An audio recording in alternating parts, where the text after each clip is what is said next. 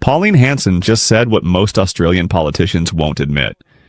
She claims the Albanese government is crushing young Australians, making home ownership impossible, and pushing a socialist agenda. Then she dropped a bombshell. If Australia needs me to be Prime Minister, I'll go for it. Watch what happened next. They will never have, negative gearing or capital gains tax. That's exactly what he wanted to do. He said he wants to help the next generation. And what he's done here is a lot of the younger generation who wanted to get into the property market, those that are still living at home, getting the assistance from their families, could have actually gone into buying an investment home, rented it out to help pay off the mortgage and, eventually have their own home. He's just kicked them in the guts with this. Even with investments, those people who don't have enough for a house have gone into the stock market, buying shares. That again is kicking them in the guts. So, capital gains tax, people like my age, we then saved everything. Rowan, we didn't have, we had the second-hand furniture, clothing, and then we actually saved our money to get into investment properties. And then we've accumulated this wealth to help us in our older age and save the government paying for us or into nursing homes. Now he's just taken it off us. Everything is just paying for over government spending. It's taxing us to the hilt. As far as I'm concerned, they're nothing but socialist, communist, Marxist government. This is taking the wealth from those inspirational to want to get ahead and dispersing it to those who want to do absolutely nothing. And Pauline, I'm glad you actually come out and say communists and socialists, because that's exactly what they are. We don't hear any of that language from the coalition, but this is Socialism 101 straight out of Sydney University. That's where, and the other university they all went to. They hate capitalism. They hate the idea that people can get on their own, like you from a fish and chip shop, and you made your own way in the world. They hate that. They want everyone to be part of the government, beholden to the government jobs, their entire future, childcare, everything is owned by the government or the government controls all. It's terrifying. Thank you for calling it out for what it is, pure socialism. Now, what we then heard last night from Angus Taylor was in the right direction, but not nearly far enough, in my opinion. What did you make of it? Look, Angus Taylor is trying to appeal to the One Nation voters. The Farrer by-election was a big wake-up call for them. They only polled about 12 to 13%. That's saying, hey, listen, they're knocking on our door. So Angus Taylor delivered a policy that's very much on the lines of One Nation. He's talking about knocking the immigration back, to a number. It'll be the highest in Australia's history, but he couldn't even put a figure on it. So, I've come out and said 130,000 a year. Now that's different to having your workers coming in the country, those on visa holders and filling jobs in the positions that people are screaming out for, especially in rural and regional areas. Now, I've even have advocated an 8-year before you can get citizenship. Taylor's picked up that policy of mine as well. So a lot of it was leaning towards One Nation's policies. That I didn't feel there was any inspirational really getting there and doing something for the people. He touched on a lot of it was motherhood statements to me. But if he wants to be the government, he needs to produce more to the people what he can do. And I don't think he really produced that. I'll tell you the difference. Although he's leaning towards One Nation's policies, the difference is that I will actually be able to carry it through. Angus Taylor is going to be hamstrung by his members of parliament who are the moderates. They won't allow him to bring in a lot of this, especially with your climate change, gender dysphoria, all this rubbish, the wokeness, and that's going to be his big problem because they're going to block him. They will block him. Did Pauline Hanson just say what millions of Australians are already thinking? Or did this debate go too far? Drop your thoughts in the comments below.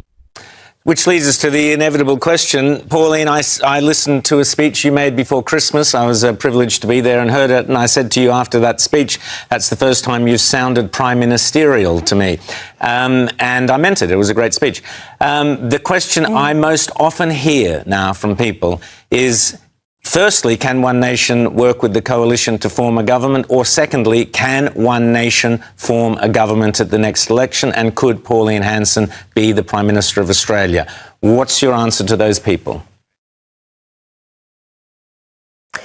Well, there's a bit in that package which you've just said to me. Can One Nation be government? Of course we can. That's up to the people. It's the people's choice whether we can or not. Could I be Prime Minister? Only if I were to move from the upper house, the Senate to the lower house. That decision I'm contemplating, but I haven't made that decision. I'll do that closer to the next election. And, while we talk about working with the coalition government. Pauline Hanson did not walk into that interview sounding like a politician trying to play it safe. She sounded like somebody who believes Australia is heading straight toward a breaking point. And the second she said the Albanese government had kicked young Australians in the guts, the entire tone of the conversation changed instantly. Because this was no longer just another political discussion about budgets, taxes, or housing policy.